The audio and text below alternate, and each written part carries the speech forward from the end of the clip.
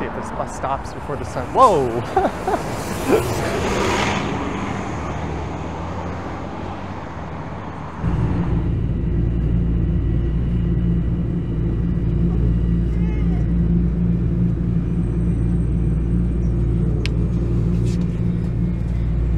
Excuse me.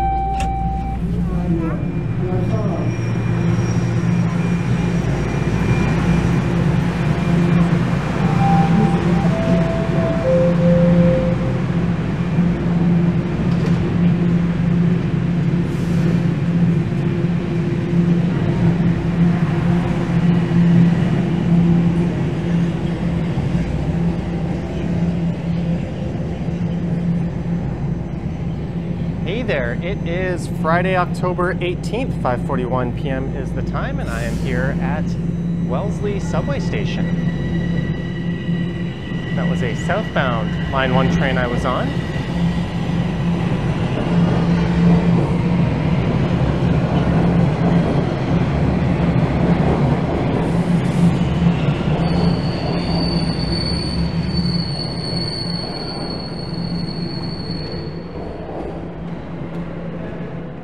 I'm heading out of the Dundonald Street exit.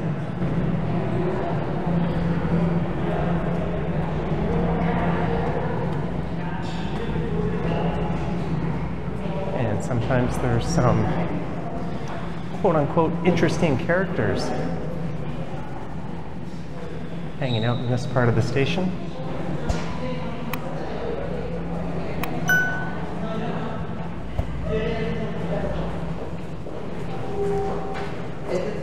But so far so good.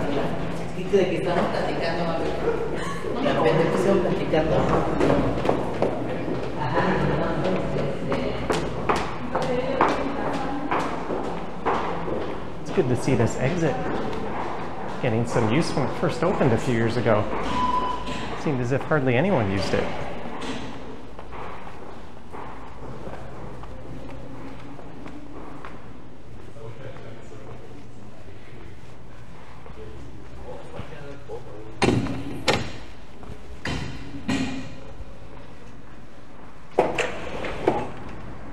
And outside we go, where it's about 16 degrees Celsius.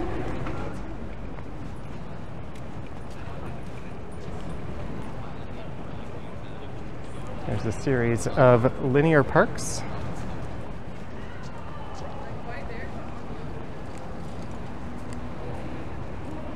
And for this one, I'm going to head east along Wellesley Street, and I'll head over into one of, if not the densest neighborhood in the city and possibly country, and that is St. Jamestown. And I'm going to head north up to Castlefrank Station.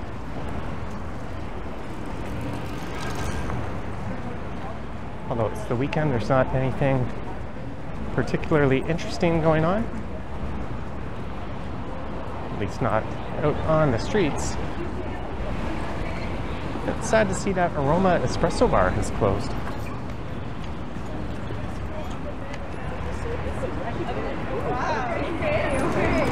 This is Yonge Street. So I'm walking in a bit of a loop here. We're going to head south down to Wellesley, and then I'm going to go east on Wellesley. I could have just gone out the south exit of the station. I wanted to take a peek at Yonge Street, and there is One Bloor West. That has almost surpassed One Bloor East in height. And all said and done, that one will have super tall status.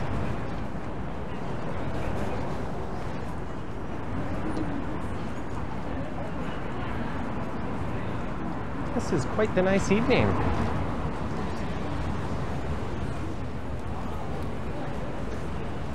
It's a bit warmer than it's been earlier in the week.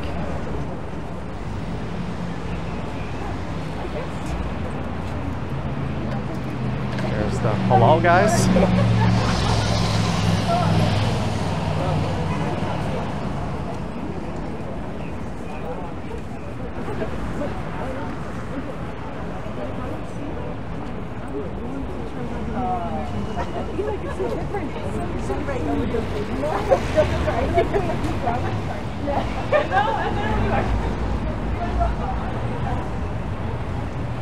Wellesley Street terminates to the west at Queen's Park, and to the east in Cabbagetown.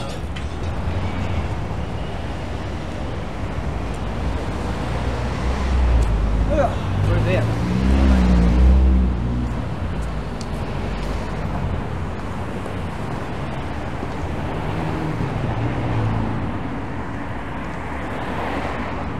Here's the main entrance to Wellesley Station.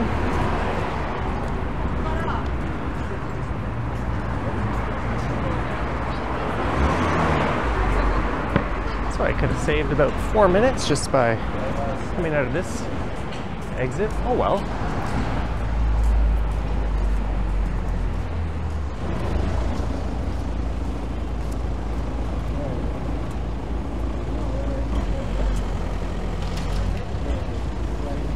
There's an interesting mix of old and new on Wellesley. New condo on the left. Where that Fox and the Fiddle is the Somerset House. That one dates back to the 1870s. There's a Sonder Hotel next to it. I stayed in a Sonder Hotel in London.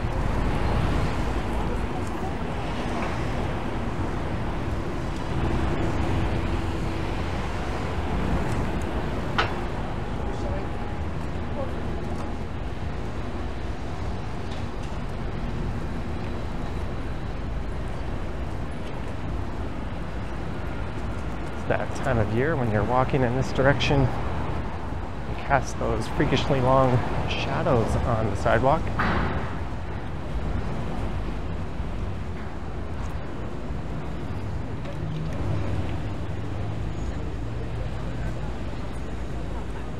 There's the Paul Kane House.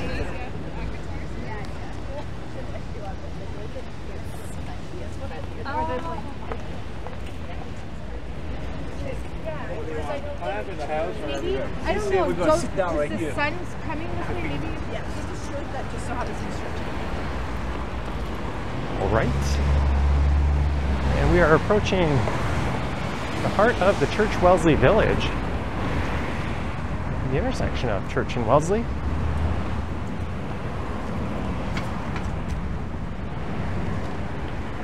Traditionally the home of the city's gay community, although I believe it was more on Yonge Street in the earlier days.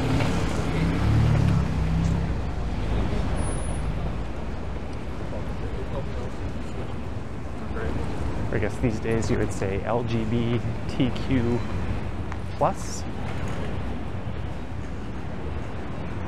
See a lot of needle paraphernalia, unfortunately, on the ground. But this is Church. It terminates north of Bloor, actually at Yonge Street,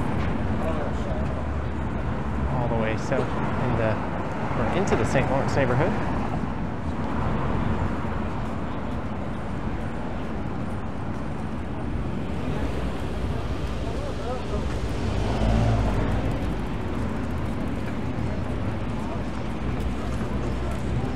Well, that's neat. It's not often you get to catch an artist in the act.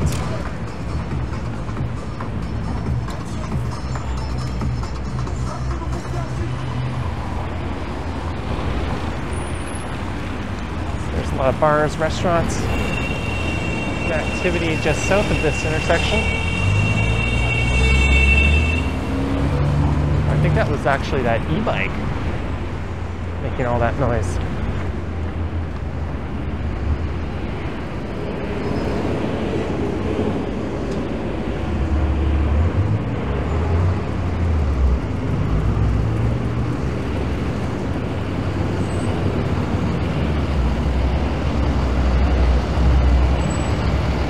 Coca-Cola truck. Sometimes in the live stream chats on this channel, a viewer by the name of Chris, the Pepsi driver, pops in. I think he drives a truck like that.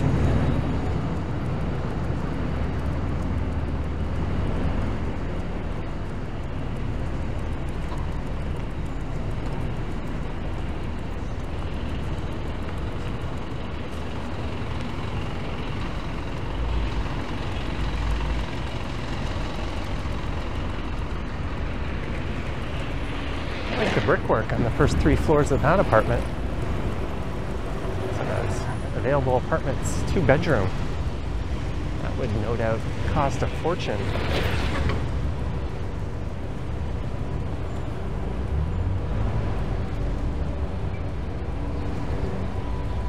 There's another building that dates back to the 1870s. Right across the street, got these very late 60s, early 70s styled apartments.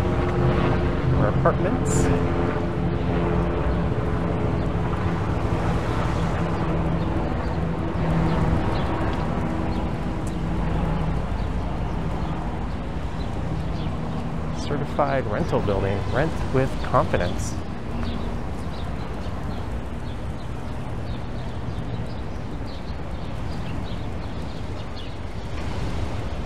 There's a bike share with no bikes to offer. And we're at Jarvis Street.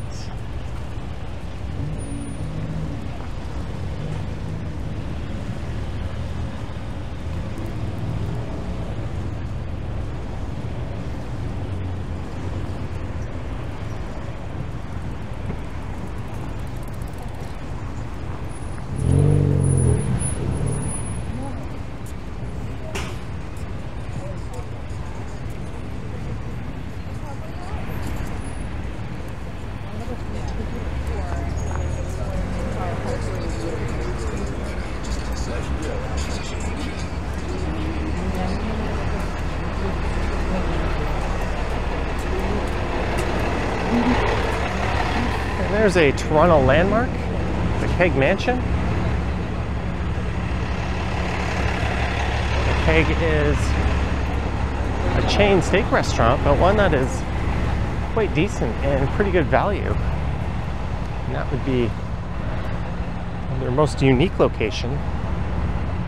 There's some towers up near Yonge and Bloor.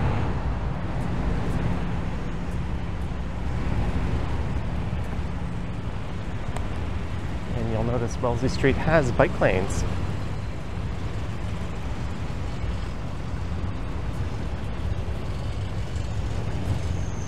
And the province is grossly overstepping and trying to remove bike lanes in the city to clear up traffic congestion and make cars move faster, but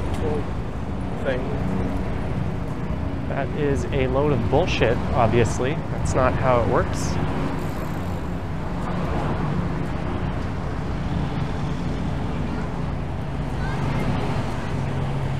It remains to be seen what amount of carnage they'll do, but bike lanes are a municipal responsibility. But I guess the province could argue that cities are a creature of the province.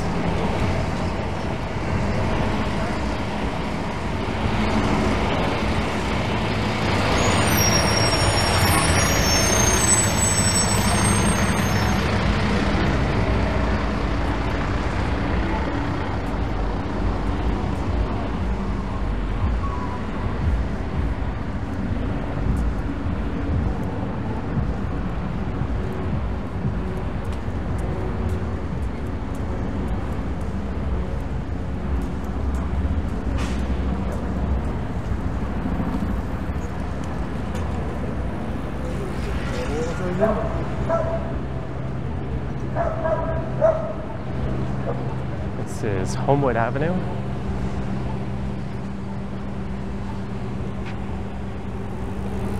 Some nice fall colors coming in.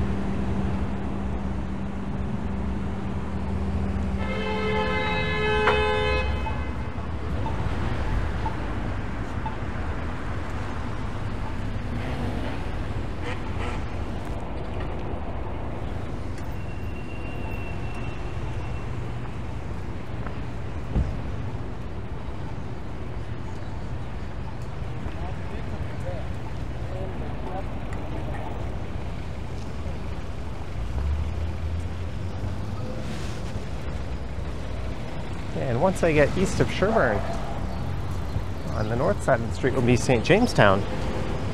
And on the south side, which is to the right, will be Cabbagetown.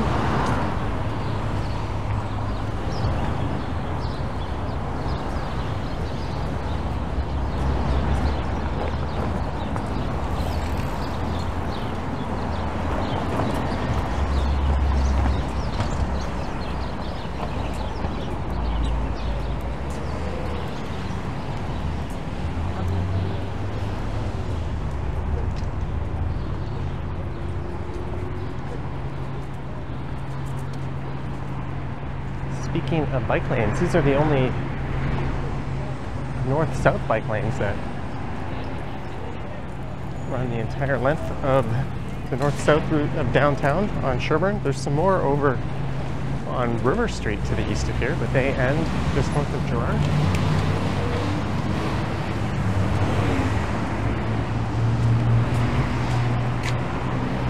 And these are older bike lanes, but they're still some of the best implemented ones we have. And several blocks north of here is Sherbourne Station. There you can see some of the towers of St. Jamestown. I'm not sure which route I'm going to take walking through St. Jamestown.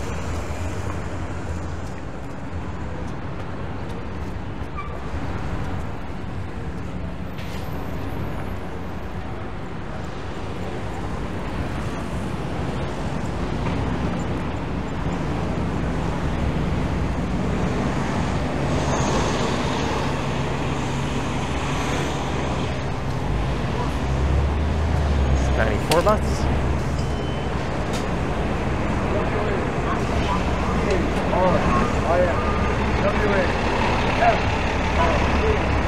So there's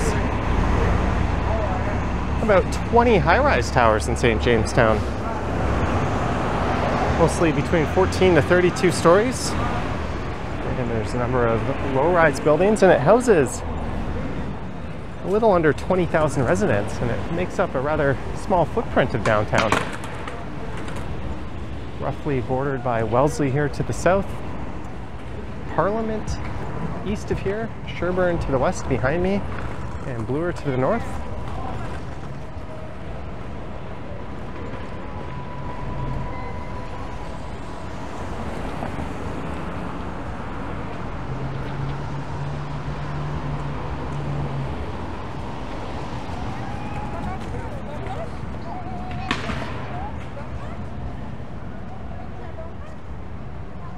It's got this towers in the park vibe. 88% of the residents here live in high rises. And the vast majority of those are renters.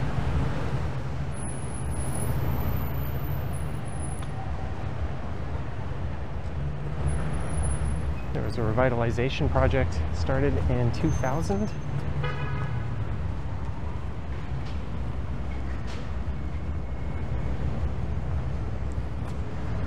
It's considered one of the most culturally diverse urban pockets in the entire world. There's over 140 different languages spoken here.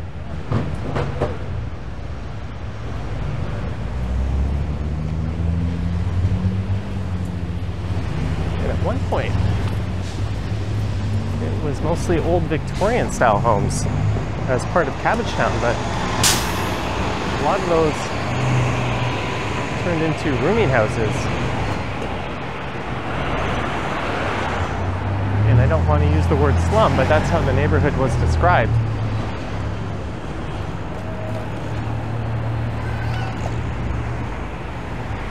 And in the 60s, the idea was hatched to clear the area and build St. Jamestown. Dating back to the 1800s and early 1900s, it was actually a rather wealthy neighborhood. You're not going. Maybe we'll go north at Ontario Street here.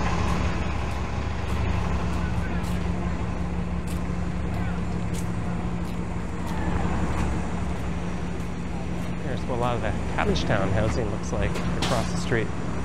Cabbagetown is North America's, or contains North America's largest collection of Victorian era homes.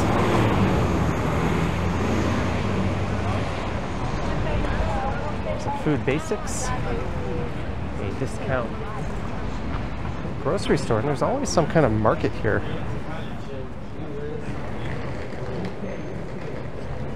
Looks like a lot of it has closed up for the day. I wonder if they sold the wheels off that bike.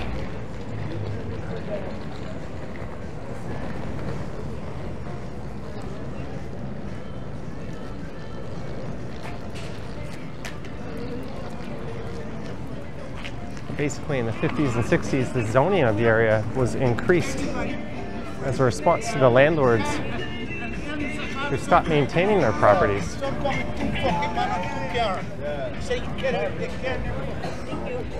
And the idea was to attract a lot of young working professionals, similar to Regent Park. But the rise of the automobile and the advent of the so-called American dream spreading to Canada and people wanting to move to those white picket fence suburbs created a large flight of young professionals from the city, and it drove down the property values and it attracted a very different audience. As you can see, it's a rather unique community. There's a lot of people here from all over the world coexisting well. Never had any issues walking through here, camera in hand, and sometimes people say things when I'm in the best of neighborhoods or the nicest.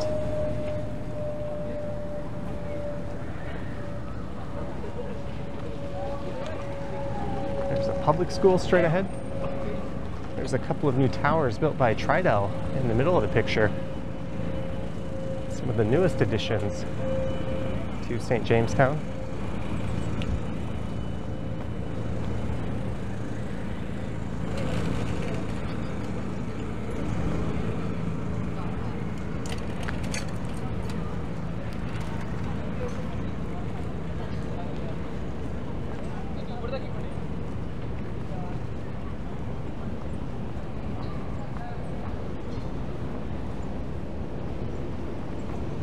Maybe we'll go this way.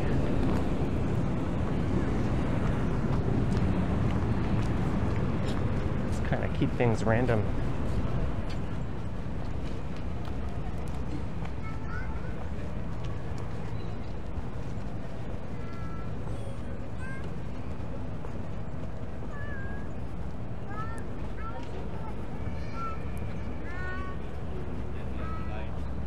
I think that is Rose Avenue Public School.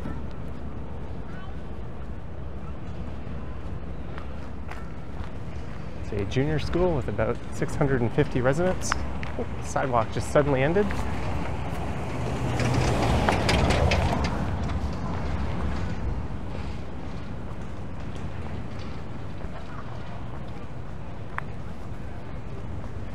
This towers and the park design was a design language we saw a lot of in the 60s, and there's a lot of apartments around the city that were unfortunately built like this. You end up with these non-functional park spaces.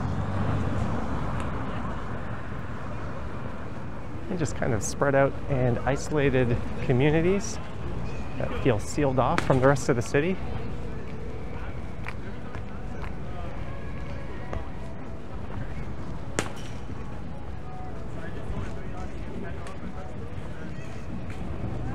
Regent Park, a somewhat similar development to the south of here, has been undergoing a massive redevelopment. That has a lot of, or had a lot of, Toronto public housing units in it.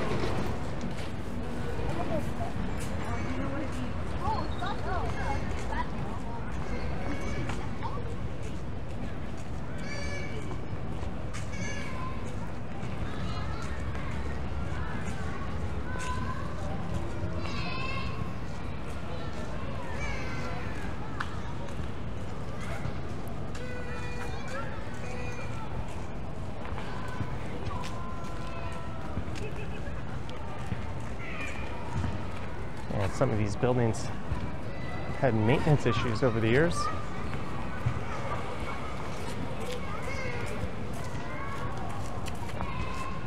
That have been well publicized.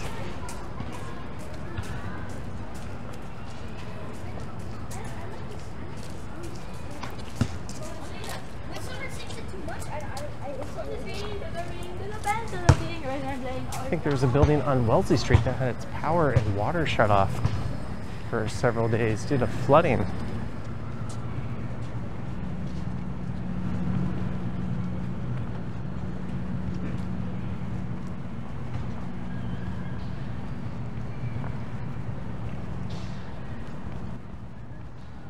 this is Howard Street, straight ahead.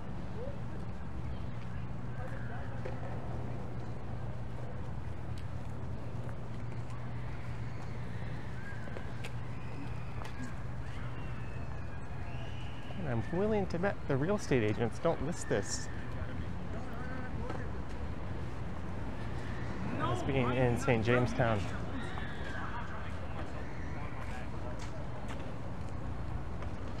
Even though that would be accurate.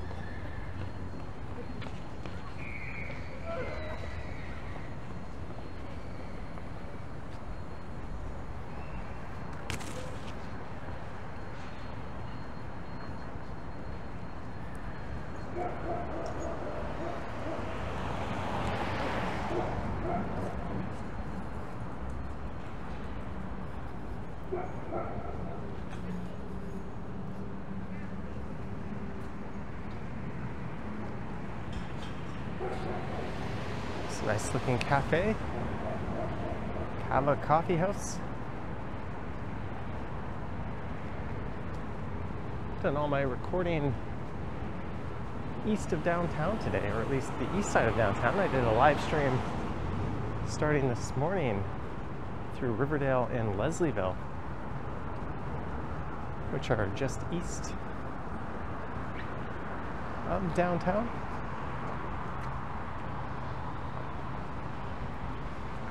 This privately owned, publicly accessible space is provided by Tridel in partnership with the City of Toronto. In other words, the city wouldn't let them build this condo without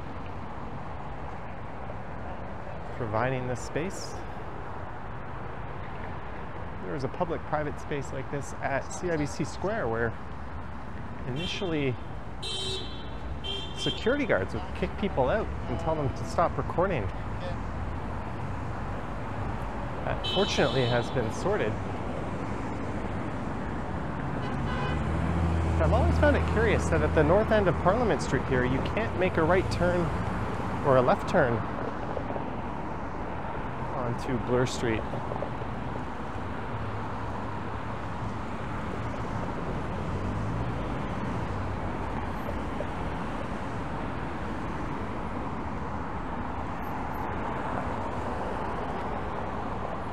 We're gonna go get a neat view of the north end of the city skyline in Yorkville.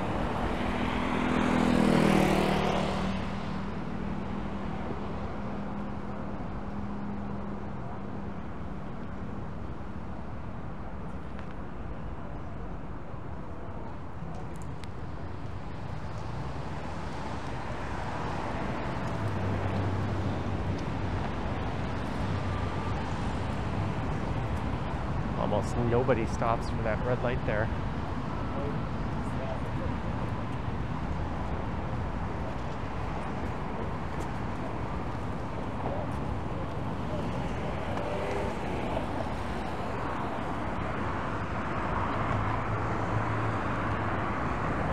Just gotta be careful crossing the street. Cyclists don't even blink, they just blow right through it.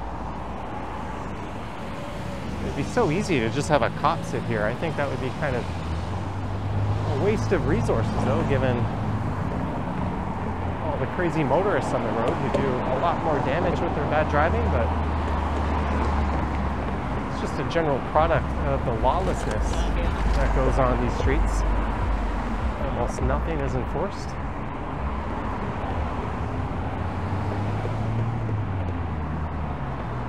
Look at those beautiful fall colors. I'm gonna have to go down and take a scooter or bike ride through Rosedale Valley in the coming days.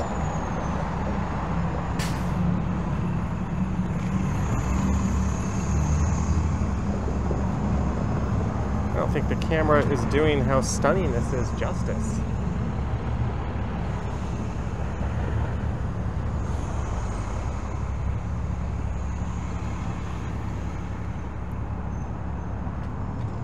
See Rosedale Valley Road down below. Try not to dangle my camera too far out in case it pops out of my hands.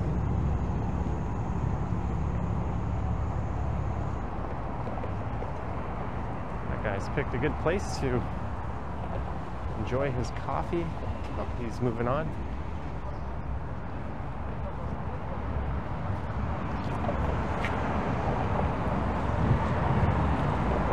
This is one of the prettiest vantage points in the city. And in a week or so, I think it's going to be much nicer when those leaves really start changing.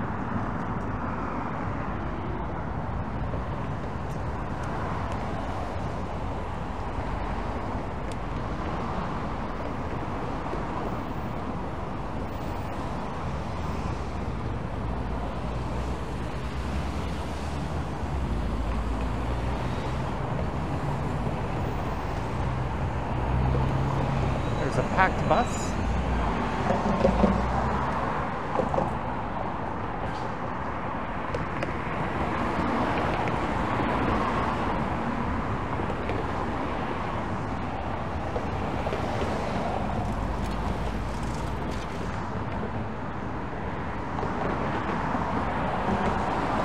Let's see if this bus stops before the sun. Whoa!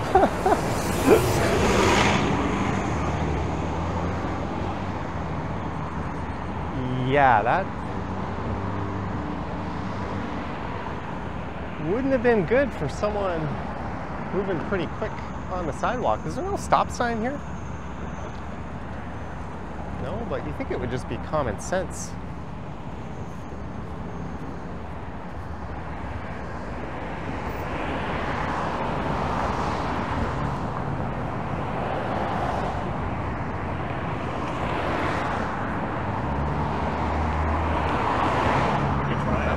Certainly reckless bus driving in my books.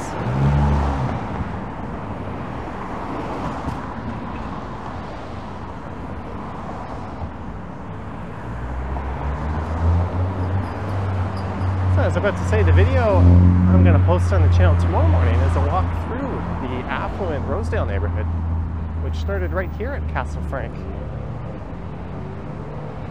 And headed north. I wound my way up to Rosedale Station. That's the Bloor Viaduct straight ahead, where you could cross over into Riverdale.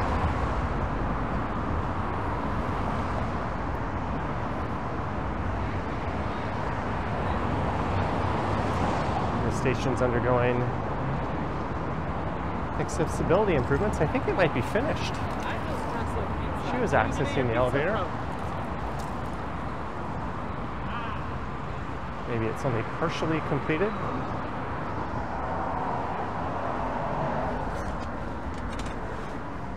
Yeah, it looks like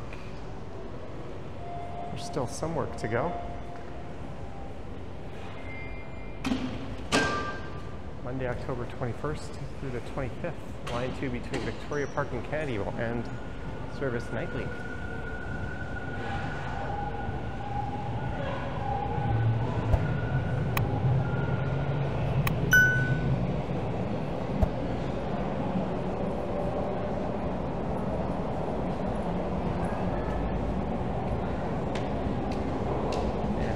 Going east to Chester. So I hope you enjoyed this one, walking along Wellesley Street and then through St. Jamestown up to Castle Frank Station here.